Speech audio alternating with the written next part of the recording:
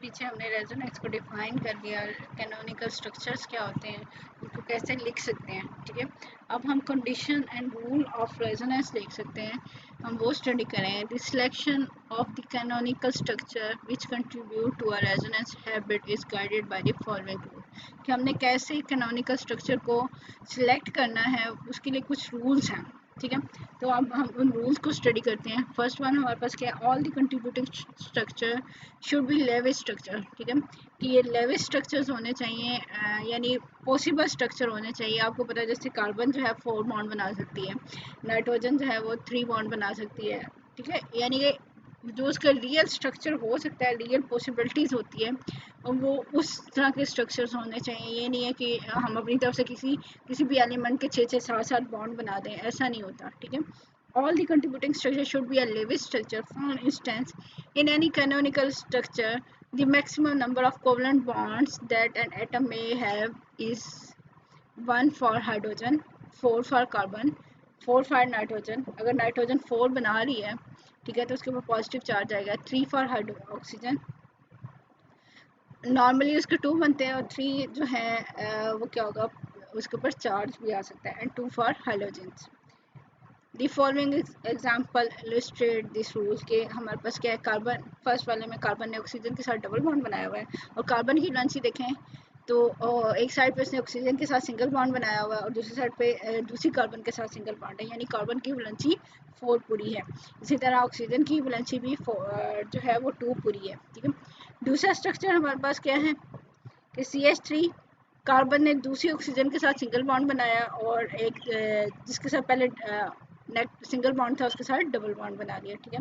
लेकिन जो third structure है हमारे पास, कि कार्बन ने दोनों ऑक्सीजन के साथ डबल बॉन्ड बना लिया, यानी कि कार्बन की 4 वैलेंसी यहाँ से पूरी हो गई, 5वीं जो है उसने CH3 के साथ बनाई है। तो एक थर्ड वाला स्ट्रक्चर हमारे पास पॉसिबल नहीं है, ठीक है। पहले या दूसरा स्ट्रक्चर जो है वो पॉसिबल है हमारे पास। Structure 3 is not contributed because the carboxylic carbon atom has a 5 covalent bonds. Also note that when oxygen atom has one covalent bond, it bears a unit negative charge. जब oxygen के ऊपर single bond बना रही है तो उसके ऊपर negative charge भी है। while the divalent oxygen atom is electrically neutral, कि इसने अगर डबल बॉन्ड बनाया हुआ है तो ये न्यूट्रल हो गया। when the 3 bonds are written for oxygen atom, it has a unit positive charge on it, कि अगर ऑक्सीजन के ऊपर 3 बॉन्ड्स हैं, 3 बॉन्ड बनाएगी, तो क्योंकि उसने अपना इलेक्ट्रॉन डोनेट करके बना लिया तो उसके पास इलेक्ट्रॉन कम होंगे, तो ये इसलिए इसके ऊपर पॉजिटिव चार्ज आ जाएगा, ठीक है। स्ट्रक्चर आपको दिखाया जा रहा है ए, जिसमें एक ऑक्सीजन ने डबल बॉन्ड बनाया हुआ है, दूसरे ऑक्सीजन ने सिंगल बॉन्ड बनाया हुआ है, और उसके पास 2 लॉन पेयर्स हैं। अगर सेकंड वाले स्ट्रक्चर में क्या करें, ऑक्सीजन अपना लॉन पेयर डोनेट करे, एक इलेक्ट्रॉन पेयर, ठीक है, तो कार्बन ऑक्सीजन डबल बॉन्ड, और दूसरी साइड पे जो डबल बॉन्ड था वो कन्वर्ट हो गए, इलेक्ट्रॉन जो ऑक्सीजन के ऊपर चले गए तो वो सिंगल बॉन्ड आ गया, ठीक है। थर्ड स्ट्रक्चर के अंदर क्या है कि ऑक्सीजन ने अपना एक तो इलेक्ट्रॉन पेयर डोनेट किया, ठीक है, और वो इलेक्ट्रॉन पेयर जो है हाइड्रोजन के ऊपर चला गया, हाइड्रोजन पर नेगेटिव आयन आ गया, ठीक है। और दूसरी तरफ वो हमारे पास क्या है कि दूसरा भी इलेक्ट्रॉन पेयर डोनेट करके वो क्या कर रही है, डबल बॉन्ड बना रही है ऑक्सीजन और हाइड्रोजन के दरमियान में। तो अब यहाँ पे क्या है कि नेगेटिव आयन्स हाइड्रोजन के ऊपर, पॉजिटिव आयन क्या हो गया ऑक्सीजन के ऊपर, और वो ऑक्सीजन कितने बॉन्ड बना रही है हमारे पास, 3 बॉन्ड बना रही है। This structure C is not allowed because the hydrogen atom has 2 covalent bond, कि हाइड्रोजन ने 2 covalent bond भी बना लिए हैं, और साथ जो है नेगेटिव आयन भी ऊपर है। And can consider the resonance picture of the nitro compounds, के यहाँ पे अगर नाइट्रो compounds हम देख लें, स्ट्रक्चर 1 है जिसमें नाइट्रोजन 4 बॉन्ड बनाएगी तो पॉजिटिव आयन आएगा, अगर 3 बनाती है तो उसके ऊपर वो न्यूट्रल होगी, ठीक है। अब नाइट्रोजन ने 4 बॉन्ड बनाए हुए हैं, और एक ऑक्सीजन ने डबल बॉन्ड, और एक ऑक्सीजन से ऊपर नेगेटिव चार्ज, ठीक है। उसका रेजोनेंस स्ट्रक्चर है कि ऊपर वाली ऑक्सीजन पे भी नेगेटिव आ सकता है, या नीचे वाली के ऊपर भी आ सकता है, ठीक है। तो पहले 2 रेजोनेटिव स्ट्रक्चर है। थर्ड वाला क्या है कि दोनों ऑक्सीजन के ऊपर नेगेटिव चार्ज आ जाए, तो दोनों ऑक्सीजन ने डबल बॉन्ड बना लिया, तो ऑक्सीजन के डबल बॉन्ड पूरे हो गए, लेकिन नाइट्रोजन ने कितना बॉन्ड बना लिए, 5 बना लिए, तो ये थर्ड वाला पॉसिबल नहीं है। This structure 3 has 5 covalent bond for the nitrogen atom and therefore it is not allowed. Note that when the nitrogen atom has 4 covalent bond, it has a unit positive charge क्योंकि उसने अपना electron donate करके वो bond बना रही थी force वाला. ठीक है, ये तो पहले ही हमारे पास जो रूल था. सेकंड रूल देखते हैं. The various contributing structure of a compound में differ only in the distribution of electrons. कि ये स्ट्रक्चर क्यों डिफरेंट हो रहे हैं, उनमें इलेक्ट्रॉन की डिस्ट्रीब्यूशन डिफरेंट है. The relative position of atom remaining unchange from the structure to structure. के एटम्स की पोजीशन चेंज नहीं हो रही. जहाँ पे ऑक्सीजन लगी है वो वहीं पे लगी है, जहाँ पे हाइड्रोजन नाइट्रोजन लगी हुई है वो वहीं पे लगी है. डिफरेंस किसका आ रहा है, सिर्फ और सिर्फ इलेक्ट्रॉन्स का. इन द फॉलोइंग केस, जैसे हमारे पास ए स्ट्रक्चर है, CH3 carbon double bonded oxygen CH2 COO C2H5. ठीक है, अब यहाँ पे ये नहीं हो रहा. बी वाले की क्या है कि कार्बन ऑक्सीजन डबल बॉन्डेड है वो सिंगल हो गया और एक हाइड्रोजन वहाँ से उतर गई है. ठीक है, और जो इस कार्बोक्सिल के साथ वाला CH2 था उसके साथ से एक हाइड्रोजन उतर के उधर लग जाए, ऐसा नहीं है. हमारे पास सिर्फ रेजोनेंस हम क्या कह रहे हैं, इलेक्ट्रॉन्स चेंज है. ठीक है, इलेक्ट्रॉन की पोजीशन चेंज हो रही है, एटम्स की पोजीशन चेंज नहीं होनी. Structure A and B represent two different compounds which are in equilibrium with each other. They are not canonical form of the same compound. क्यों? As the position of a hydrogen atom has changed in going from A to B. वो different substances हैं, different molecule हैं, लेकिन वो resonance structure नहीं है क्योंकि उसमें position of hydrogen change हो रही है. थर्ड हमारे पास क्या इसका रूल आ सकता है. All the contributing structure of a given resonance hybrid must have same number of unpaired electron. कि जितने unpaired electron एक resonance structure में हैं दूसरे में भी उतने ही अनपेयर्ड इलेक्ट्रॉन होने चाहिए. यानी कि ये तो नहीं है कि एक में इलेक्ट्रॉन कम है तो दूसरे में बाहर से कहीं से इलेक्ट्रॉन आ जाएंगे.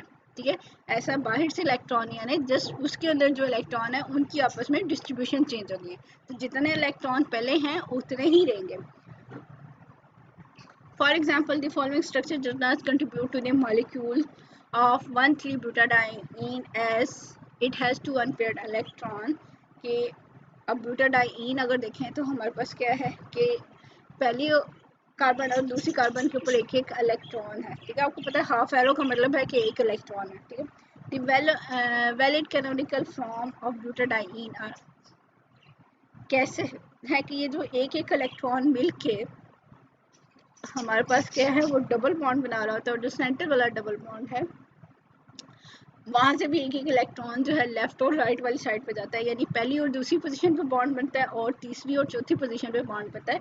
दूसरी और तीसरी के दरम्यान में बॉन्ड नहीं बन रहा होता. तो वो जो अनपेयर्ड इलेक्ट्रॉन है वो बॉन्ड बना रहे होते हैं, डबल बॉन्ड बनाने में यूज होता है. The valid canonical form of butadiene is कि पहली और तीसरी पोजीशन के ऊपर जो है डबल बॉन्डेड है और दूसरी पोजीशन पे डबल बॉन्ड नहीं है. एंड यहाँ फिर हमारे पास क्या है कि एक साइड में पॉजिटिव आयन है और दूसरी साइड पे 4 वाली पोजीशन पे नेगेटिव आयन है. Have no unpaired electron. कि या तो ऐसा हो सकता है कि इलेक्ट्रॉन जो है वो मूव कर जाए एक एंड से दूसरे एंड की तरफ, तो ये स्ट्रक्चर हो सकता है, लेकिन अनपेयर्ड इलेक्ट्रॉन वाला नहीं हो सकता. ठीक है, the real molecule the resonance hybrid is always more stable than any of the canonical form. कि हमारे पास जो है रेजोनेंस हाइब्रिड है वो ज़्यादा स्टेबल होगा. This is obvious because in any one canonical form, each pair of bonding electron is localized between 2 atoms only, whereas in the hybrid, the pi electron are delocalized over 3 or more atoms. के canonical form में तो जो भी pi electron है यानी delocalise electron है वो एक या 2 एटम्स के दरम्यान में मूव कर रहा है, लेकिन जो हाइब्रिड होगा उसमें 2 से ज़्यादा के दरम्यान में मूव कर रहा है. यानी वो पूरे मॉलिक्यूल पे भी आप ये कह लें कि डीलोकलाइज है. Whereas in the hybrid the resonance energy. ठीक है, अब वो पूरे मॉलिक्यूल पर जो है डीलोकलाइज है तो वो ज़्यादा स्टेबल होगा एज कम्पेयर टू जो हमारे पास कैनोनिकल फॉर्म है. तो वहाँ से हम उसकी एनर्जी की वैल्यू निकालेंगे. ठीक है, the resonance energy of a compound is the difference of energy between the actual molecule यानी जो हाइब्रिड है एक्चुअल है and the more stable canonical form. अब अगर 4-5 कैनोनिकल फॉर्म है उनमें से जो स्टेबल वन होगी और जो हाइब्रिड स्ट्रक्चर है, जो एक्चुअल स्ट्रक्चर है, उनके दरमियान में एनर्जी का डिफरेंस जो है ना, वो हमारे पास रेजोनेंस एनर्जी कहलाता है। On the calculate one can calculate the resonance energy of benzene from its heat of hydrogenation, कि इसके अंदर कितने हाइड्रोजन ऐड हो सकते हैं, हाइड्रोजन मॉलिक्यूल, ठीक है। ये आप लोग ने पहले स्टडी भी किया हुआ है एफएससी के अंदर। The heat of hydrogenation of cyclohexene, के अगर हम साइक्लोहेक्सीन ले रहे हैं, which add 1 mole of hydrogen molecule is 120 kilo joule per mole, कि हमारे पास क्या है, एक अगर डबल बॉन्ड है उसके अंदर एक हाइड्रोजन मॉलिक्यूल ऐड हो रहा है तो वो सिंगल बॉन्डेड बन रही है, साइक्लोहेक्सेन बन रहा है साइक्लोहेक्सीन से। तो इसके लिए कितनी एनर्जी चाहिए, कितनी एनर्जी रिलीज हो रही है, delta H is equal to -120 kilo joule per mole, ठीक है। अब बेंजीन में कितने बॉन्ड हैं, 3 है, तो 120 को 3 से मल्टीप्लाई कर देंगे, तो ये हीट ऑफ हाइड्रोजनेशन आ जाएगी हमारे पास। Benzene which also gives cyclohexene on hydrogenation by adding 3 mole of hydrogen has expected to heat of hydrogen 3 times of the cyclohexene, कि एक cyclohexene के अंदर एक बॉन्ड के लिए 120 है, तो अगर 3 बॉन्ड्स हों तो उनके लिए 3 मल्टीप्लाई बाय 120 आ जाएगा।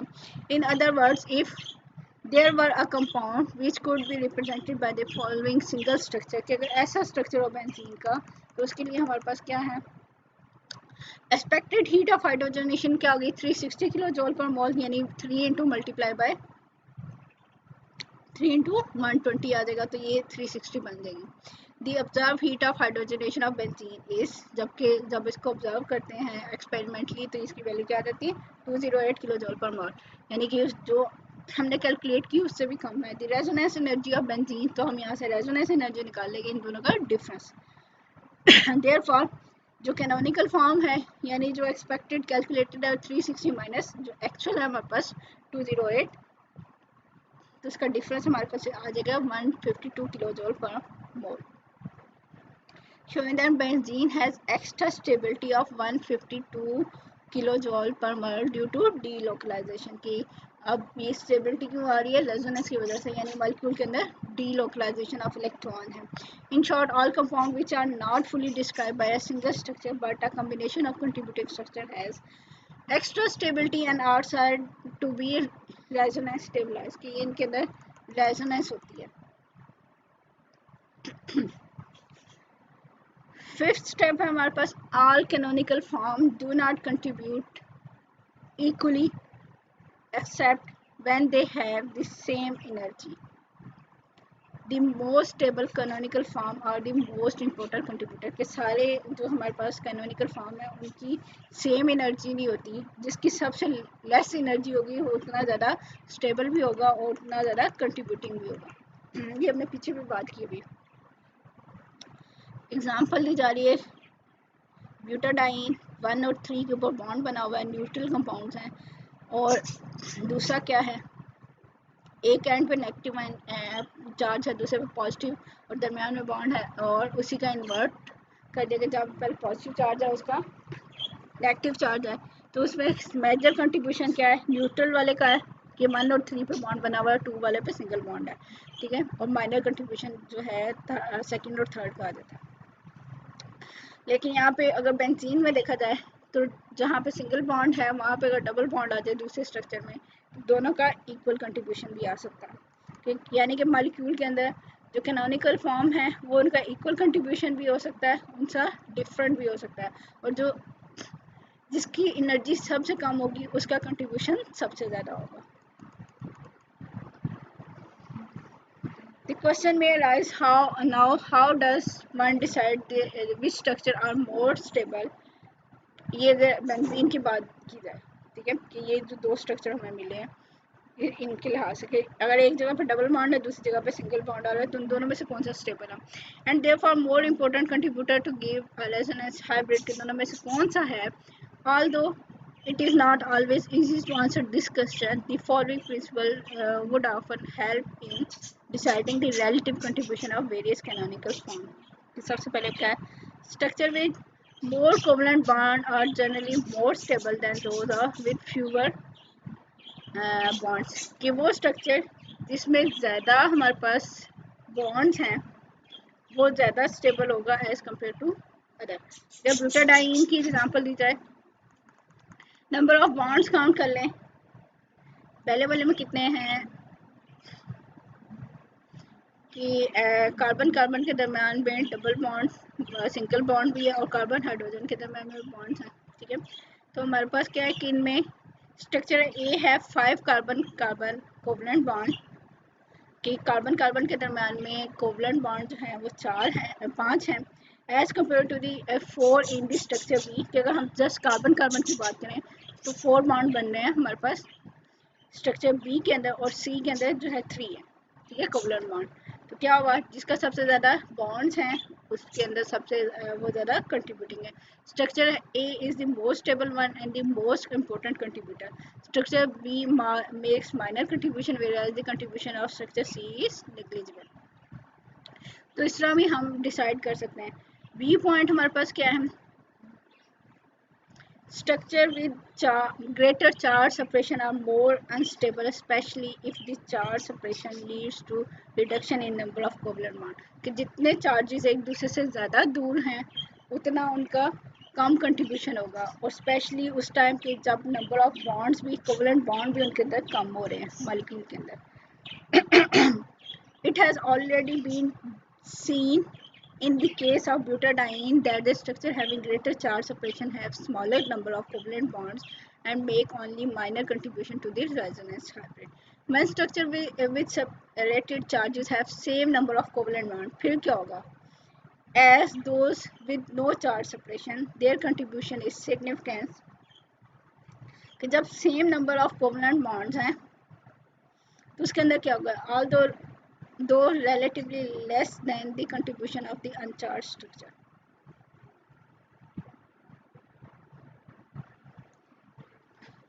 अब हमारे पास क्या है, एग्जांपल दी जा रही है CH2 double bonded CH oxygen and CH3। अब दोनों स्ट्रक्चर के अंदर हमारे पास क्या है, कोवलेंट बॉन्ड है, पहले में न्यूट्रल है, दूसरा हमारे पास क्या है, चार्जेस हैं, तो जिसके अंदर चार्जेस होंगे वो ज़्यादा कंट्रीब्यूशन होगी उसके अंदर। ठीक है, नेक्स्ट एग्जांपल दी जा रही है आपको एनिलीन की। ठीक है, थोड़ा सा मिसिंग है यहाँ पे कि हमारे पास एनिलीन है और पहले में जहाँ पे डबल बॉन्डेड है अगले में वो सिंगल बॉन्डेड है। ठीक है, और थर्ड वाले के अंदर आप देखेंगे नाइट्रोजन अपने इलेक्ट्रॉन को डोनेट कर रही है, वो रिंग के अंदर रेजोनेट कर रहे हैं। ठीक है, वो पहले जहाँ पे सिंगल बॉन्ड था वहाँ डबल आ गया। ठीक है, और जहाँ पे हमारे पास डबल बॉन्ड था वो वहाँ से मूव हो गया और इलेक्ट्रॉन डेंसिटी एक साइड पे ज़्यादा है। ठीक है, ऑर्थो पोजीशन पे ज़्यादा है। फिर हमारे पास क्या है, पैरा पोजीशन पे आ रही है, और इसी तरह दूसरी साइड पे भी ऑर्थो पोजीशन पे आ रही है। तो जहाँ पे हमारे पास क्या है, नंबर ऑफ इलेक्ट्रॉन से बॉन्ड सेम है कि चार अगर बॉन्ड्स हैं तो, लेकिन जहाँ पे पॉजिटिव आयंस आ रहे हैं या नेगेटिव आयन आ रहे हैं तो उनका कंट्रीब्यूशन जो है वो ज़्यादा है। इसी तरह थर्ड एग्जांपल क्लोराइड की दी जा रही है। तो क्लोराइड वाले के अंदर भी हमारे पास क्या है, क्लोराइड अगर अपना इलेक्ट्रॉन डोनेट कर रहा है तो पहले दो स्ट्रक्चर्स के अंदर जस्ट डबल बॉन्ड की पोजीशन चेंज हो रही है, दूसरे वाले में इलेक्ट्रॉन डोनेट हो रहा है और नेगेटिव चार्जेस आ रहे हैं। क्लोरीन के ऊपर क्या होगा, पॉजिटिव चार्ज और नेगेटिव आयन उसके अंदर जो है वो मूव करेगा। तो ये नंबर ऑफ इलेक्ट्रॉन्स कितने हैं, 1 2 3 4। ठीक है, डबल बॉन्ड जो है उनकी तादाद हमारे पास जो है डबल बॉन्ड सिंगल बॉन्ड की सेम है, लेकिन मेजर कंट्रीब्यूशन किसका आएगा, जिसके ऊपर पॉजिटिव नेगेटिव चार्जेस होंगे। इसी तरह नीचे वाली एग्जांपल भी है विनाइल क्लोराइड, जिसमें पॉजिटिव नेगेटिव चार्जेस हैं, वो उसका ज़्यादा कंट्रीब्यूशन है दूसरे वाले से। ठीक है, इसी तरह सी हमारे पास क्या, structure with like charges on the same atom और two adjacent atom are highly unstable.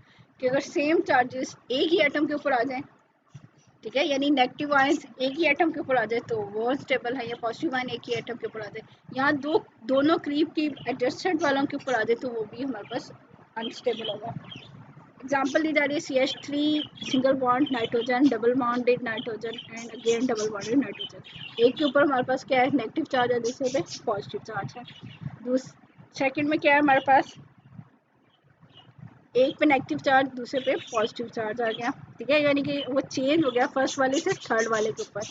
Third वाले में हमारे पास क्या है कि जो सेंट्रल डबल बॉन्डेड नाइट्रोजन है उन दोनों पे पॉजिटिव चार्ज आ गया और एक ही के ऊपर जो है वो नेगेटिव आ गया, ठीक है। तो एक ही एटम के ऊपर नेगेटिव चार्ज आ गया, तो ये तो हो गया नेग्लिजिबल कंट्रीब्यूशन, ठीक है। अब ए और बी हमारे पास जो है कैनोनिकल फॉर्म है, हमने ये कहा था कि यहाँ तो टू एडजस्टेंट के ऊपर भी आ गया तो वो भी हमारे पास लेस कंट्रीब्यूशन है, लेकिन एक के ऊपर आ जाए तो उसका तो बिल्कुल ही कंट्रीब्यूशन स्ट्रक्चर होगा, स्ट्रक्चर का कंट्रीब्यूशन कम होगा। Structure A and B are important canonical form of CH3N3 जिसे हम कहते हैं methyl azide, but structure C negligible contributor because it has two negative charges on the same nitrogen atom and two positive charges on the two adjacent atom. अब क्या है, the forces of repulsion between the like charges increase the energy of structure, कि हमारे पास क्या है, इनकी जो रिपल्शन थी इलेक्ट्रॉन की या पॉजिटिव आयन की, जिसकी वजह से वो रिपेल करते हैं, और जब आपको पता है रिपल्शन होती है तो एनर्जी इंक्रीज होगी, जितनी एनर्जी इंक्रीज होगी तो उतना ही हमारे पास क्या है कि ये अनस्टेबल होगा, making its contribution to no importance, ठीक है। नेक्स्ट स्टेप में हमारे पास structure with negative charge on a more electronegative atom are more stable and then those in with the negative charge on the less electronegative atom, कि हमें पता है जो मोर इलेक्ट्रोनेगेटिव है उसका मतलब क्या है कि वो इलेक्ट्रॉन पेयर को अपने ऊपर अपनी तरफ ज़्यादा खींच रहा है, तो नेगेटिव चार्ज भी उसी के ऊपर आना चाहिए, ठीक है।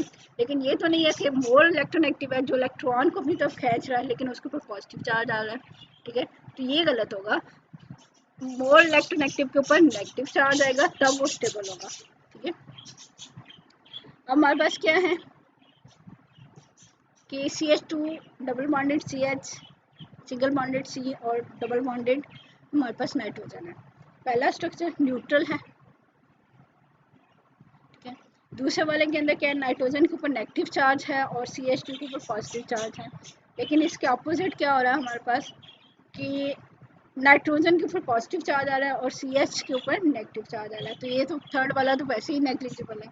और दूसरे वाले के अंदर दोनों फिर भी इम्पोर्टेंट है, एक तो न्यूट्रल वाला, ठीक है, और दूसरा हमारे पास क्या है, नाइट्रोजन के ऊपर नेगेटिव चार्ज है और कार्बन के ऊपर पॉजिटिव चार्ज आ रही है, इसलिए, ठीक है। नेक्स्ट स्टेप हमारे पास क्या, स्ट्रक्चर में bond angle and bond length resemble closely with the resonant hybrid are more stable than those with distorted bond angle and bond length, कि वो स्ट्रक्चर जिनकी बॉन्ड लेंथ और बॉन्ड एंगल जो है जो रेजोनेंस हाइब्रिड है उसके ज़्यादा करीब हैं उनका ज़्यादा कंट्रीब्यूशन है, और जिसमें बॉन्ड लेंथ एक बॉन्ड लेंथ बहुत बड़ी हो जाए, एक बहुत कम हो जाए तो उनका लेस कंट्रीब्यूशन होता है, ठीक है। तो ये बेंजीन के स्ट्रक्चर है, आपको पता है कि ये जो डबल बॉन्डेड अल्टरनेटेड सिंगल बॉन्ड है इसका ज़्यादा कंट्रीब्यूशन है ए और बी का, और जहाँ पे एक बॉन्ड लेंथ ज़्यादा है और ये उसका लेस कंट्रीब्यूशन होता है। Structure C, D and E have one bond each which is expected to be longer than a normal covalent bond and therefore make only 7% contribution of each. हर एक का 7% contribution है, whereas the structure A and B with the normal bond length make about 40% contribution each, कि एक का 40% है।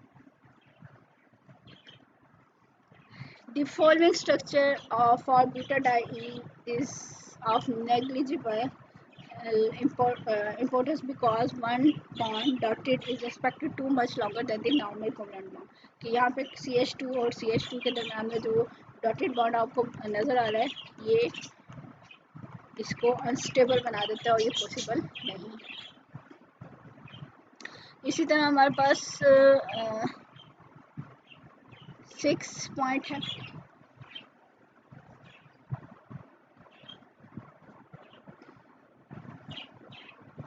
the compound for which a large number of significant structure can be written have greater resonance energy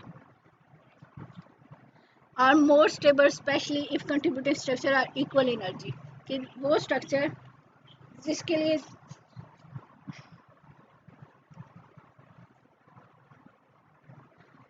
जिस वो resonance hybrid या वो structure जिसके ज़्यादा सारे कैनोनिकल स्ट्रक्चर बन रहे हैं वो ज़्यादा स्टेबल होगा, ठीक है।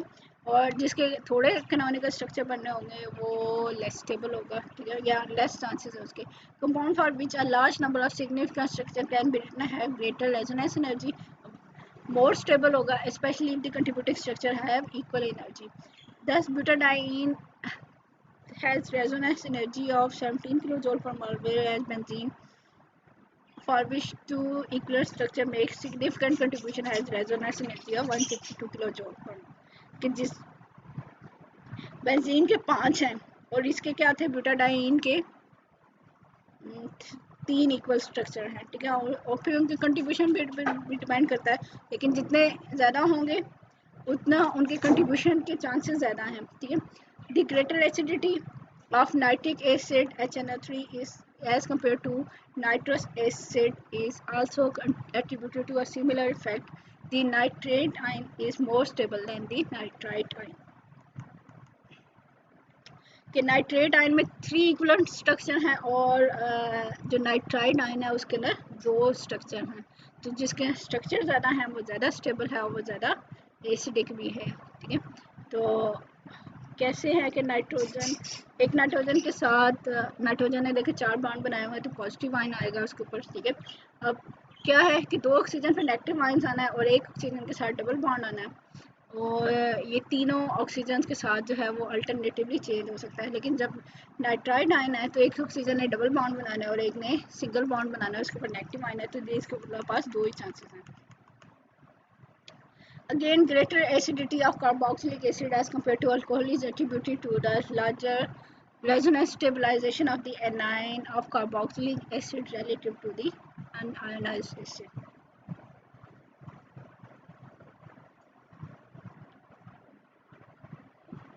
कि हमारे पास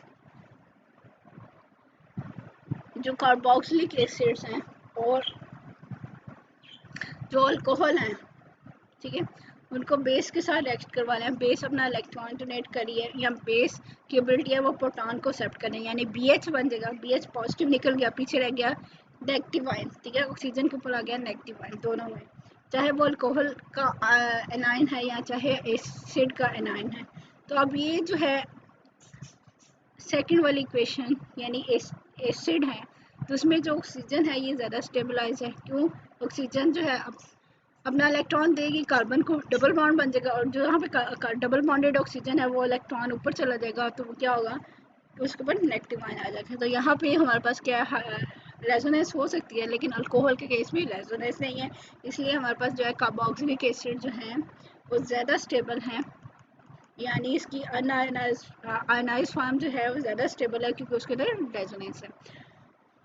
For the unionized alcohol as well as the ionized ion of the alcohol, a single level structure is sufficient to describe the molecule. लेकिन अल्कोहल के अंदर यानी कि सिंगल स्ट्रक्चर ये उसके अंदर रेजोनेंस नहीं होती। In other words, there is no resonance either in the RCH2OH or RCH2O negative, ठीक है। And the loss of proton does not add to the stability of the molecule, कि यहाँ पे हाइड्रोजन अगर निकल भी गई है तो कोई इफेक्ट नहीं हो रहा क्योंकि उसका रेजोनेंस स्ट्रक्चर ही एक है।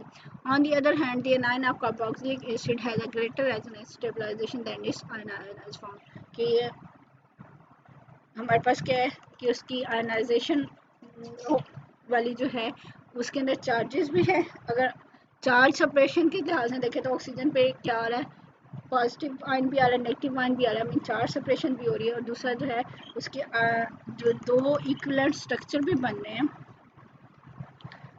ठीक है। ऑक्सीजन कभी एक ऑक्सीजन पे नेगेटिव आयन है और कभी दूसरी वाली ऑक्सीजन के ऊपर नेगेटिव आयन है, तो जितना रेजोनेंस ज़्यादा होगी उतनी ज़्यादा स्टेबिलिटी ज़्यादा होगी। नेक्स्ट स्टेप है हमारे पास delocalization of electrons over more than 2 adjacent atom is maximum if these atoms are in one plane, कि अगर एटम वन प्लेन में है तो उनके अंदर इलेक्ट्रॉन की डीलोकलाइजेशन के चांसेस ज़्यादा हैं, लेकिन एटम अगर एक प्लेन में से दूसरे प्लेन में हैं तो उनके अंदर डीलोकलाइजेशन का कम हो सकती है। The benzene, butadiene, vinyl chloride, and other molecules for which sets of resonance structure were previously written are all planar molecule। ये जो पीछे हमने एग्जांपल देखे हैं सारे प्लेनर थे। प्लेनर मीन वो एक ही प्लेन में थे। There is no delocalization localization of electron if one pair of doubly bonded atom lies in a plane which is perpendicular to the plane of another pair of doubly bonded atoms। ठीक है, यानी एक pair जो है वो एक plane में है इलेक्ट्रॉन का, और जो दूसरा बॉन्ड बना हुआ है वो दूसरे प्लेन में है। ठीक है, और another atom with unshared pair of electrons. ठीक है, यानी कि यहाँ पॉजिटिव चार्ज या नेगेटिव चार्ज एक प्लेन में है, दूसरे वाले प्लेन में है। दूसरे चार्जेस हैं यहाँ इलेक्ट्रॉन्स जो हैं एक प्लेन में है और दूसरे इलेक्ट्रॉन जो हैं दूसरे प्लेन में है, तो वहाँ पे रेजोनेंस के चांसेस कम हो जाते हैं। फॉर एग्जांपल साइक्लोकैटाटेट्रानीन, ठीक है, is fully described by the following non-planar single structure. There are 4 localized double bond in the molecule, यानी कि 4 जो डबल बॉन्डेड हैं इस मॉलिक्यूल के अंदर। Since one doubly bonded pair of atom lie in the one plane which is perpendicular to the plane of next pair of doubly bonded atom, कि एक plane में अगर एक बॉन्ड है तो उसके परपेंडिकुलर जो है वो दूसरा, यानी सारे प्लेन में नहीं है, एक ही प्लेन में नहीं है, तो इसकी वजह से इसके अंदर रेजोनेंस के चांसेस भी कम हो गए। Resonance contributing structure which would imply delocalization of pi electron cannot be written for this molecule। इसमें देखिए डबल बॉन्ड तो हैं लेकिन क्या है वो एक ही प्लेन में नहीं है, उनकी रेजोनेंस पॉसिबल नहीं है, तो इसलिए इसके अंदर रेजोनेंस नहीं पाई जाती। Compare the following compound for their strength as basis. हमारे पास एनालीन है और ट्राई नाइट्रो एनालीन है, यानी 3 नाइट्रो और एनालीन लगे हुए हैं, और 3 नाइट्रो और हमारे पास, अब मेरा ख्याल है इसको नीचे इसको एक्सप्लेन किया गया हो जाएगा कि ये हमारे पास एन ट्राईमिथाइल है, उसके साथ लगा एन के ऊपर। ठीक है, अब इसके अंदर से हमारे पास decreasing order of their basicity is aniline N and dimethyl 2,4,6 trinitro aniline और 2,4,6 ट्राईनाइट्रो एनालीन। एनालीन नहीं है यहाँ पे, ठीक है, ये एक्चुअली स्ट्रक्चर हो रहा है, मे भी इसका नीचे नेम आ जाएगा। द वीकस्ट बेस्ड इज, इनके अंदर से सबसे वीक बेस कौन सी है, ट्राईनाइट्रो एनालीन है। amongst the other the following structure are significant contributor, mean इनके स्ट्रक्चर्स की बेस पे हम इसको एक्सप्लेन कर सकते हैं कि इनके अंदर कौन सी सबसे ज़्यादा जो है हमारे पास एसिडिक है और कौन सी ज़्यादा बेसिक है। अगर नाइट्रो ग्रुप देखें और अमीन ग्रुप देखें, ठीक है, तो नाइट्रो हमारे पास इलेक्ट्रॉन जो है नाइट्रो के ऊपर डीलोकलाइज होते हैं।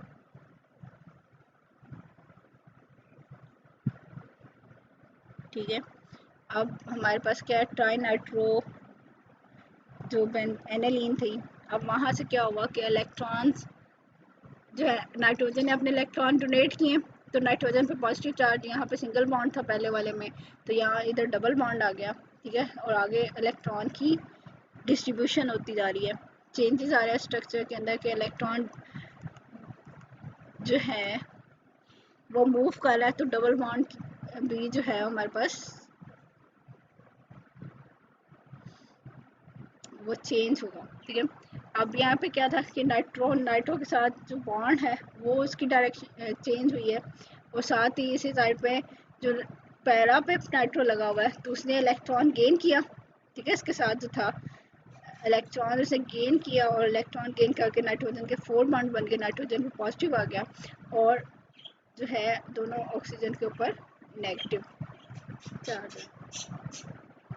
अब ये हमने पहला पोजीशन पे देखा, इसी तरह हम क्या कर सकते हैं, एक आर्थो पोजीशन पे देख सकते हैं और जो है दूसरे आर्थो पोजीशन के ऊपर भी देख सकते हैं, यानी लेफ्ट वाली साइड पे भी और राइट वाली साइड पे भी।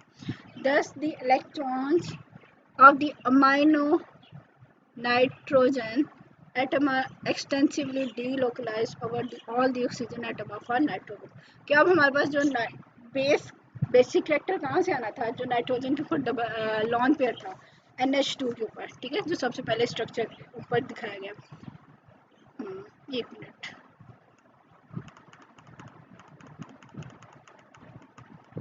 ठीक है, ये जो सेंटर वाला मॉलिक्यूल है इसके नाइट्रोजन के ऊपर जो है NH2 के ऊपर अनशेयर्ड इलेक्ट्रॉन पेयर था वो डोनेट हो रहा है, ठीक है। अब जब इसका अनशेयर्ड इलेक्ट्रॉन पेयर डोनेट होता जा रहा है तो क्या है, वो रेजोनेंस के अंदर इन्वॉल्व हो रहा है। The electron density of the amino nitrogen is greatly reduce. अब इसके ऊपर क्या है, इलेक्ट्रॉन डेंसिटी कम हो गई है, इलेक्ट्रॉन है नहीं तो ये डोनेट ही नहीं करेगा, तो ये इसका बेसिक करेक्टर भी कम हो जाएगा, making it poor electron pair donor in an acid base reaction। के इलेक्ट्रॉन पेयर डोनर इसकी कैपेबिलिटी कम हो जाएगी, तो इसलिए ये हमारे पास क्या है, सबसे वीक बेस्ड है। एनालीन सबसे ज़्यादा होगी और उसके बाद जो है जो दूसरा वाला कंपाउंड है वो आ गया, और थर्ड वाले हमारे पास जो है ट्राई नाइट्रो एनालीन आ गया, ठीक है। इसी तरह हमारे पास क्या आ जाता है, steric inhibition of resonance. Steric inhibition क्या होती है या स्टेरिक फैक्टर क्या होता है, रेजोनेंस को कैसे रोका जा सकता है कि मॉलिक्यूल के अंदर ही अपना उसका स्ट्रक्चर ऐसा है, उसके अंदर एटम ऐसे हैं जो कि उसकी रेजोनेंस को डिक्रीज करने हैं। According to the rules of resonance, it is necessary for all the atoms involved in the resonance to be in the same plane to facilitate the delocalization of electron। जब atom same plane में होंगे तो वो उसकी delocalization में help करेंगे, यानी resonance में हेल्प करेंगे। If some of atoms are forced out of plane, ठीक, कि ये प्लेनर मॉलिक्यूल से हमारे पास क्या हो कि आउट ऑफ प्लेन चले जाएंगे, रेजोनेंस इज प्रिवेंटेड और रिड्यूस। रेजोनेंस क्या होगी, डिक्रीज हो जाएगी जब वो आउट ऑफ प्लेन जाएंगे। For example consider the effect of ortho substituent on the basicity of NN dimethyl 2,4,6 ट्राइनाइट्रोएनालीन। कि अब हम इसकी बेसिसिटी देख लेते हैं कि ये जो ऊपर स्ट्रक्चर दिया था, structure of above type can not be written for NN dimethyl 2,4,6 trinitroaniline, ठीक है, ये इसका स्ट्रक्चर है। The two large size orthonitro group push the dimethyl amino group out of plane of the ring। कि हमारे पास ये जो डाइमिथाइल लगे हुए हैं, डाइमिथाइल ग्रुप जो है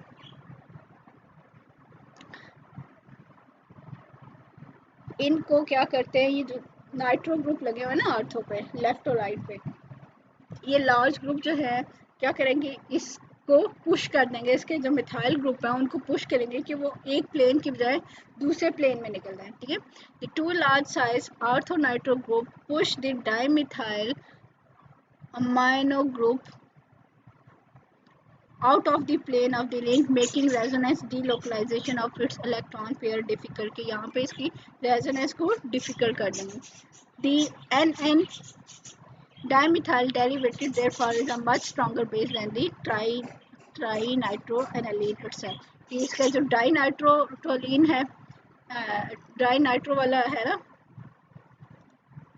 यानी कि डाइमिथाइल लगे हुए हैं इसके पास, पीछे हमने ट्राई मिथाइल वाला देखा था, तो ये डाई मिथाइल वाला जो है वो ज़्यादा बेसिक इसलिए है कि इसके इलेक्ट्रॉन जो हैं वो लोकलाइजेशन में इन्वॉल्व नहीं हो रहे, डीलोकलाइजेशन में, रेजोनेंस में, ठीक है, तो उसके इलेक्ट्रॉन बाहर डोनेट हो सकते हैं, तो वो ज़्यादा बेसिक है। This hindrance to delocalization by the large nitro group in the ortho position may by pushing the dimethyl amino group out of plane of the ring is called steric inhibition of resonance। तो ये जो larger group है molecule के अंदर ही, वो उसके कुछ part को क्या कर रहे हैं, दूसरी साइड पे प्लेन के अंदर से निकाल रहे हैं, जिसकी वजह से उसकी डीलोकलाइजेशन नहीं हो रही। तो इसको हम क्या कहते हैं, स्टेरिक इनहिबिशन ऑफ रेजोनेंस। और इसकी वजह से हम भी देख सकते हैं कि कोई भी सब्सटेंस बेसिक है या नहीं है, ठीक है, उसकी बेसिसिटी के ऊपर भी इफेक्ट कर रहा होता है। तो नेक्स्ट हेडिंग है हमारे पास 1.13 रेजोनेंस एनर्जी क्या होती है। वैसे तो हम इसको स्टडी कर चुके हैं, लेकिन जो है इसको साथ साथ कंप्लीट कर लेते हैं, ठीक है। रेजोनेंस एनर्जी या quantitative measure of the resonance stabilization of a molecule, ये हमें इंफॉर्मेशन देती है कि कोई भी मॉलिक्यूल कितना स्टेबल है। The real molecule the resonance hybrid is always more stable then any of the canonical form, ये भी हमें पीछे पता चल गया। This is obvious because any of canonical form each pair of bonding electron is localise between two atom only, कि अगर एक हम कैनोनिकल फॉर्म में देखें तो डिफरेंस किसका आ रहा है, एक इलेक्ट्रॉन पेयर का ही आ रहा होता है मोस्टली, ठीक है। लेकिन जो रेजोनेंस हाइब्रिड है वो पाई इलेक्ट्रॉन जो होता है वो सारे मॉलिक्यूल के ऊपर या सारे एटम्स के अंदर डीलोकलाइज्ड होता है, ठीक है। The resonance energy of a compound is the difference of energy between the actual molecule, यानी हाइब्रिड जो मॉलिक्यूल है उसकी at the most stable canonical form जो होती है उसके दरम्यान में जो एनर्जी का डिफरेंस होता है वो हमारे पास रेजोनेंस एनर्जी कहती है। ये रिपीट नहीं हो गया?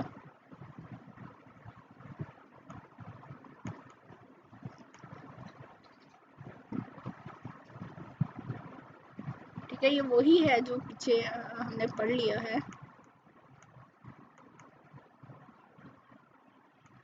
ठीक है। कि अगर साइक्लोहेक्सेन में एक हाइड्रोजन ऐड करें तो उसकी एनर्जी जो होती है 120 है, और इसका अगर 3 का है तो 360 होगी, लेकिन एक्चुअल में इसकी एनर्जी जो आती है वो 152 आ रही होती है। वो क्यों आ रही है कि वो रेजोनेंस हाइब्रिड की वजह से आ रहे हैं। इसी तरह उन्होंने क्या किया है, शायद ये हमने नीचे नहीं पढ़ा था, कि एग्जांपल उन्होंने दिए है resonance energy of benzene, naphthalene, anthracene and phenylethylene for which we can draw 2, 3, 4 and 5 principal canonical form. ये तीनों मॉलिक्यूल की उन्होंने जो है एनर्जी की वैल्यू दी हुई है, ठीक है। मेरा ख्याल है पेजेस आगे से ऊपर नीचे हैं।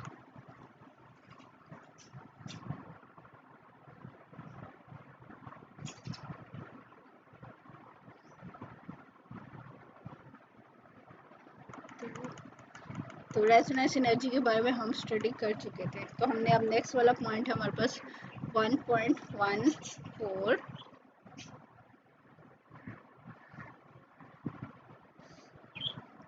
resonance effect and its application on the properties of organic compounds। एक मिनट,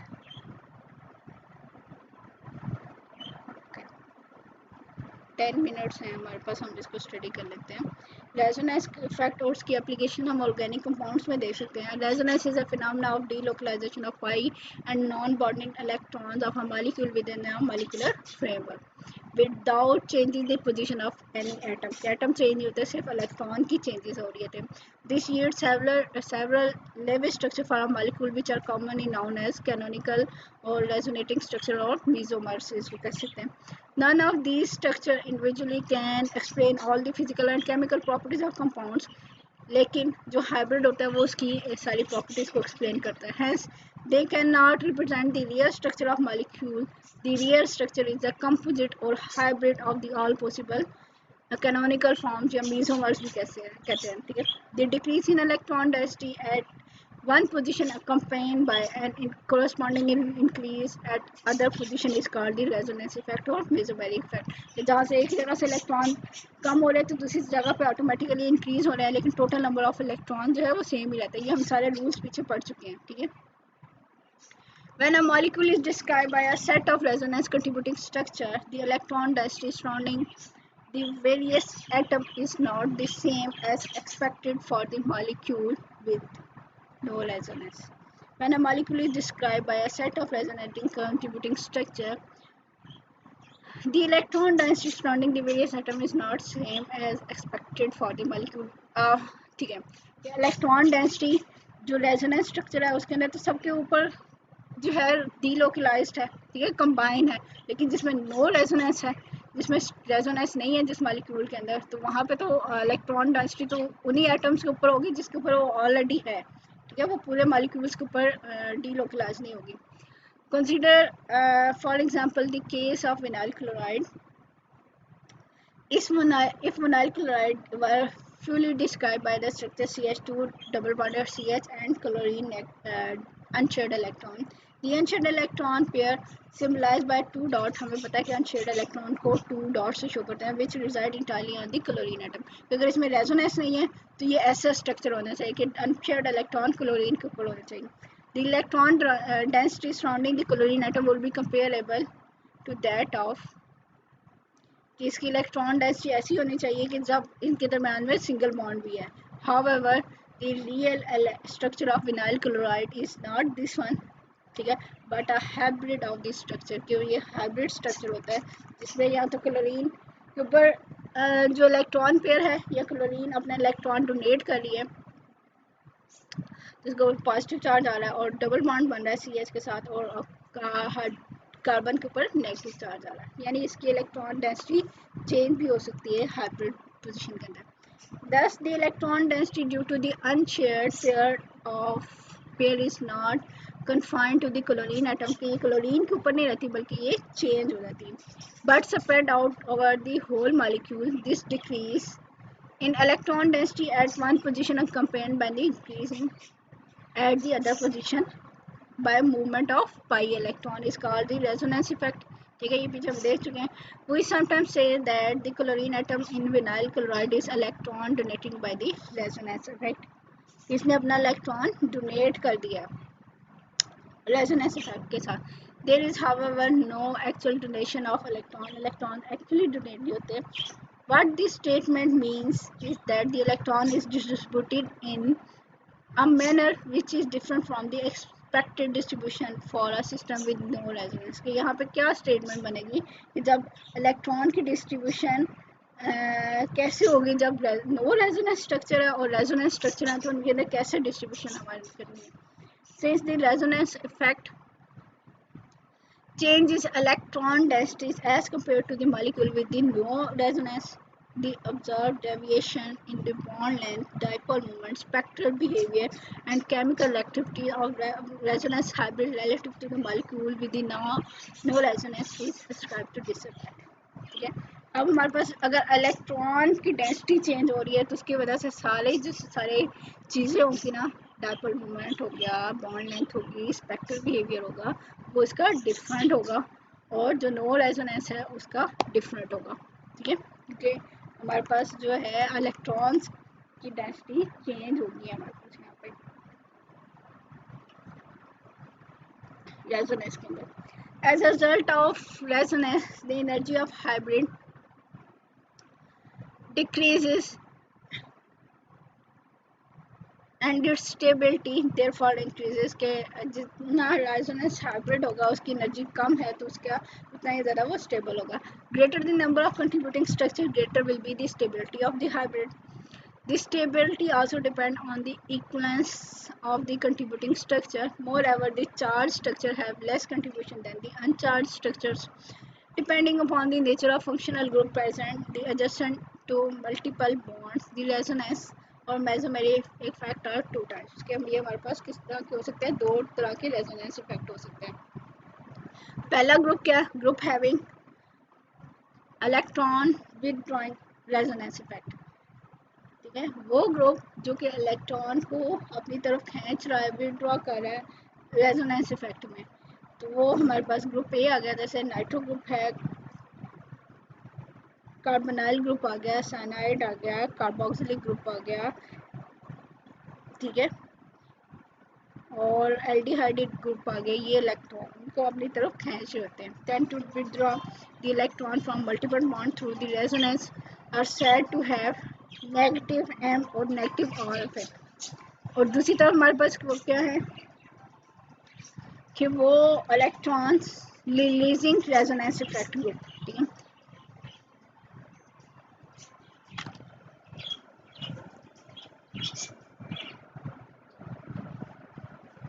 वो जिनके इलेक्ट्रॉन को अपने से रिलीज करें वो वाला इफेक्ट। स्केल में क्या आ जाते हैं, अमाइड आ जाते हैं, NH आ गया, N2 आ गया, OH R group alkyl group, ठीक है, एरोमेटिक ग्रुप आयोडीन वगैरह। ये क्या करें, इलेक्ट्रॉन को रिलीज करें, which can release electron through the resonance are side to have M positive and R positive effect, ठीक है। तो ये तो थे डिफरेंट ग्रुप इसके रेजोनेंस के लिहाज से कैसे इसके डिफरेंट ग्रुप्स बन सकते हैं। आपने इंडक्टिव इफेक्ट वाले ग्रुप और इन ग्रुप को ध्यान से याद करना है, दोनों में डिफरेंसेस भी हो सकते हैं, तो आप लोगों ने क्लियरली इसको जो है ना वो अच्छे तरीके से देख लेना। ये तो था आपका लेक्चर, से नेक्स्ट हम नेक्स्ट लेक्चर में करेंगे।